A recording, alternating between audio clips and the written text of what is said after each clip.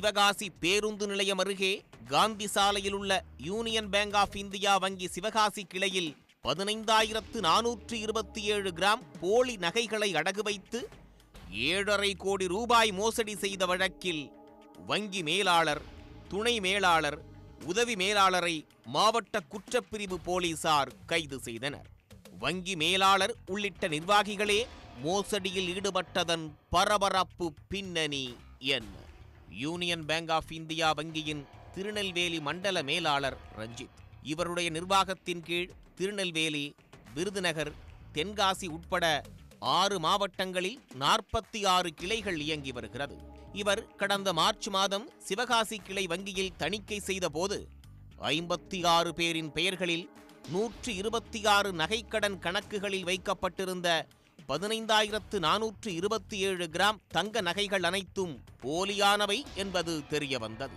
இதுகுறித்து சிவகாசி நகர் காவல் நிலையத்தில் புகார் கொடுக்கப்பட்டு விசாரித்த போது வங்கியில் நகை மதிப்பீட்டாளராக உள்ள முத்துமணி என்பவரது உதவியோடு தூத்துக்குடியைச் சேர்ந்த சிவகாசி காந்தி சாலை வங்கியின் அருகே நகைக்கடை நடத்தி வரும் பாலசுந்தரம் என்பவர் போலி நகைகளை அடகு வைத்து 7,5 கோடி ரூபாய் மோசடி செய்தது தெரியவந்தது.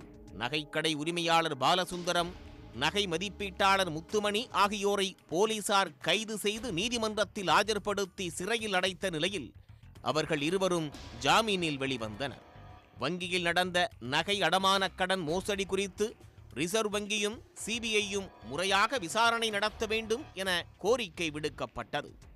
அதன் அடிப்படையில் விருதுநகர் மாவட்ட குற்றப்பிரிவு போலீசார் தொடர்ந்து விசாரணை மேற்கொண்டதில் வங்கியில் நடந்த நகைக்கடன் மோசடி வழக்கு தொடர்பாக வங்கி மேலாளரான பீகார் மாநிலத்தைச் சேர்ந்த 37 வயது குமார் அமரேஷ், துணை மேலாளரான திருநெல்வேலியைச் சேர்ந்த 28 வயது அரவிந்த், உதவி மேலாளரான செங்கோட்டையைச் சேர்ந்த 29 வயது முகேஷ்குமார் ஆகிய மூவரையும் கைது செய்து விசாரணை நடத்தி வருகின்றனர்.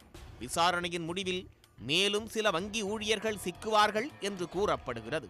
Sivakasi Union Bank of India கிளையில் 7,5 கோடி ரூபாய் நகைக்கடன் மோசடியில் ஈடுபட்ட சம்பவம் பெரும் பரபரப்பை ஏற்படுத்திய நிலையில் மேலாளர் உள்ளிட்ட 3 கைது செய்யப்பட்டுள்ள சம்பவம் மேலும் பரபரப்பை ஏற்படுத்தியுள்ளது. உடனுக்குடன் செய்திகளை தெரிந்து கொள்ள சன் நியூஸ் பெல் ஐகானை கிளிக் பண்ணுங்க.